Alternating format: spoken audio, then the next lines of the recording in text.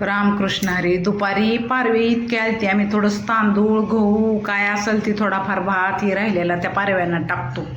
मग दुपारी इतकं सुंदर आभाळ भरलं होतं आणि पावसाचे थेंब इतके छान पडत होते ना, पावसात भिजायचा मोह काय मला आवरला नाही. मग दुपारी मी गेले गच्चीवर टेरिसवर आणि इतकं छान भिजले ना, थोडंफार इतकं आभाळ आलं होतं आणि पाऊस चालू होता. मग ह्याच्यातून नर्सरीतून गुलाबाची रोपं आवडली होती. आता पावसाळा चालू झाला आहे म्हणल्यानंतर घरात छोटीशी माझ्या बाग आहे, अशी गुलाबाची रोपं घेऊन आले होते सुनबाई आमच्या जाऊन. इतके सुंदर सुंदर गुलाब. मग ते लावायची तयारी होती. 2 रोपं लावली, अजून 2 रोपं लावायची, माती नव्हती.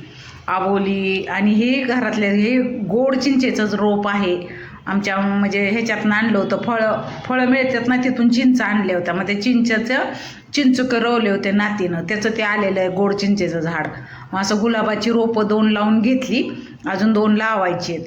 इतकं हे आबोली कलरचं रोप आहे आणि हे डार्क चॉकलेटी कलरचं रोप आहे आणि हे ह्याचं आहे निळी गोकर्ण का काय निळी आहे त्याचं झाड आहे.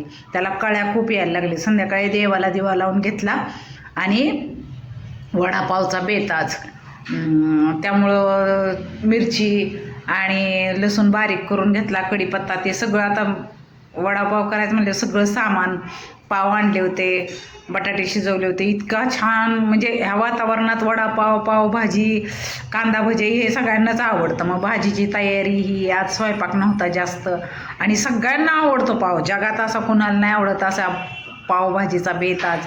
पावभाजीचाच म्हणते, वडापावचा. पावभाजीसुद्धा आवडते सगळ्यांना, वडापावचा बेत. मग असं सगळं तयारी केली. किती 5 मिनटात गरम गरम वडापाव आणि उलटा वडा सगळं असं करून घेतलं. मुलांना जे आवडतं ते आज सगळं केलं. इतकं छान वाटत होतं ना, बसून सगळ्यांबरोबर आज ही पार्टी वडापावची. ते वडापाव आणि पावभाजी हे सगळं एकाच ह्याच्यात, त्यामुळं माझ्या तोंडातून आलं. असे छान मस्तपैकी लाल लाल. हा उलटा वडा. आमच्या सुनबाई सगळं टेस्टी टेस्टी बनवतात घरी. आम्ही जास्त करून बाहेरच खात नाही, घरातच सगळे पदार्थ बनवतो. असं उलटा वडापाव हे सगळं करून घेतलं आणि मुलांनी इतकं पोट भरून खाल्लं ना, खूप छान. ह्या घरच्याच डाळीचं पीठ आहे हे, विकतचं आणलेलं नाही. हे 3 उलटे वडापाव काढले होते. असं ताट इतकं छान भरून दिलं सुनबाईने, खावं म्हटल्या. तुम्हाला जर हा व्हिडिओ आवडला असेल तर लाईक शेअर जरूर करा आणि कमेंट करून सांगा तुम्हाला वडापाव आवडला का. ही माझी छोटीशी नात सानू, दोघींनी मिळून गरम गरम आम्हाला खायला दिलं आमच्या सुनबाईंनी.